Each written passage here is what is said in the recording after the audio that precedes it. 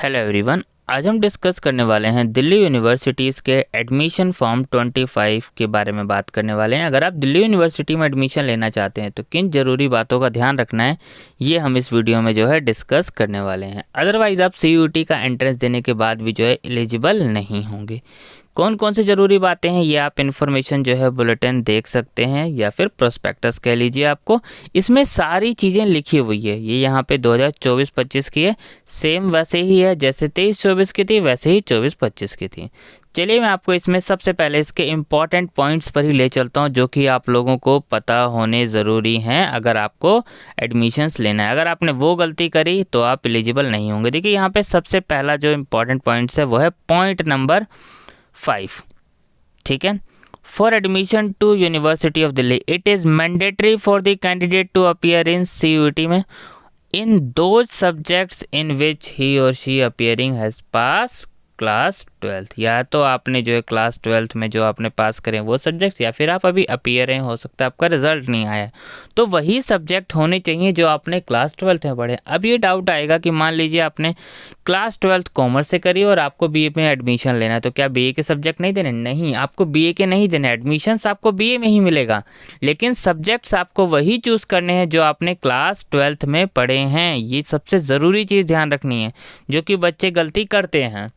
बच्चे सोचते हैं मैंने जो कॉमर्स से करा है, मुझे BA में एडमिशन लेना है तो मुझे BA के सब्जेक्ट चूज़ करने चाहिए। नहीं, आपको वही सब्जेक्ट चूज़ करने हैं जो आपने क्लास 12th में पढ़े हैं। एडमिशन फिर आपका BA में हो, BSc में हो, बस एलिजिबिलिटी क्राइटेरिया आपने फुलफिल करना है। अब उसके लिए देखिए और क्या कंडीशंस यहाँ पे अगर हम बात करें, यहाँ पे जो है दिल्ली यूनिवर्सिटीज़ ने देखो लैंग्वेज को सेक्शन 1A, सेक्शन 1B, फिर डोमेन स्पेसिफिक यहाँ पे आपको बता रखा है। ठीक है, फिर उसके बाद जो है अब यहाँ पे जो है सारे कोर्सेज बताए हुए हैं, इसी में सारी चीज़ें हैं। मैं आपको एक आध कोर्स का एलिजिबिलिटी क्राइटेरिया भी समझाता हूँ ताकि आप लोगों को कोई दिक्कत ना है। सबसे पहले तो देखिए लिस्ट A समझ लीजिए।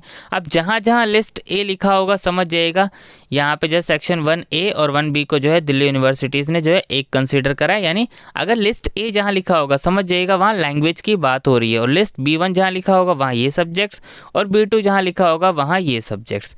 चलिए मैं आपको एक सब्जेक्ट्स का एग्जाम्पल लेता हूँ ताकि आप लोगों को कोई दिक्कत ना हो। जैसे मान लीजिए आपको BA ऑनर्स इंग्लिश में लेना एडमिशन, तो लिस्ट A से आपको क्या चूज़ करना है? इंग्लिश। अब यहाँ पे लैंग्वेज मेंशन कर दी तो इंग्लिश ही चूज़ करना है। अब अगर लिखा होता कि लिस्ट A से आप कोई भी सब्जेक्ट चूज़ कर ले तो आप कोई भी लैंग्वेज चूज़ कर।